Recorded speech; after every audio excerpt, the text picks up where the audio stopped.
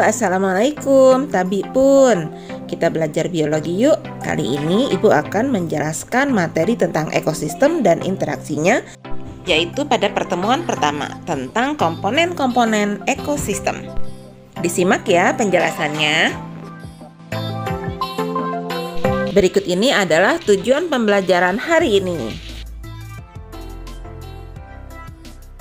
Ekosistem merupakan suatu sistem ekologi yang terbentuk oleh hubungan timbal balik tak terpisahkan antara makhluk hidup dengan lingkungannya. Ekosistem sebagai suatu tatanan kesatuan yang secara utuh dan menyeluruh antara segenap unsur lingkungan hidup dan saling mempengaruhi. Ekosistem sebagai penggabungan dari setiap unit biosistem. Komponen ekosistem yang menyusun sebuah ekosistem itu terbagi menjadi dua macam, yaitu komponen biotik dan komponen abiotik. Komponen biotik. Biotik itu artinya hidup. Komponen biotik pada suatu ekosistem adalah makhluk hidup itu sendiri, sebab ekosistem gak bisa terbentuk tanpa adanya makhluk hidup. Nah, keberadaan makhluk hidup itu kemudian akan membentuk suatu rantai makanan.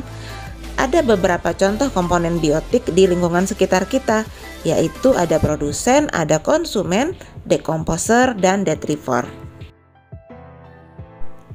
Komponen biotik yang pertama yaitu produsen. Produsen itu sendiri sebenarnya adalah tumbuhan karena tumbuhan bersifat autotrof, yaitu mampu membuat makanan dengan menyerap senyawa serta zat-zat anorganik yang akan diubah menjadi senyawa organik melalui suatu proses yang dinamakan sebagai fotosintesis. Sedangkan konsumen itu adalah organisme heterotrof, yaitu yang memperoleh makanan dari organisme autotrof atau dari tumbuhan, dan bisa juga memperoleh makanan dari organisme heterotrof lainnya.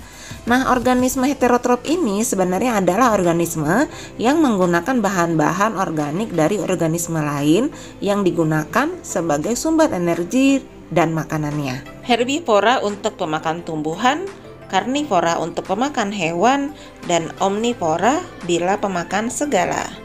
Sedangkan dekomposer adalah makhluk hidup yang berperan untuk menguraikan bahan organik hewan dan tumbuhan untuk kemudian diserap kembali oleh tumbuhan yang ada di sekitarnya.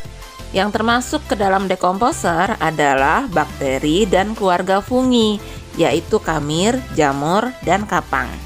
Ketika suatu organisme mati, maka organisme tersebut akan menyediakan banyak nutrisi bagi bakteri untuk tumbuh dan berkembang biak. Jenis dekomposer utama yang tersebar di muka bumi yaitu kamir, kapang, dan jamur.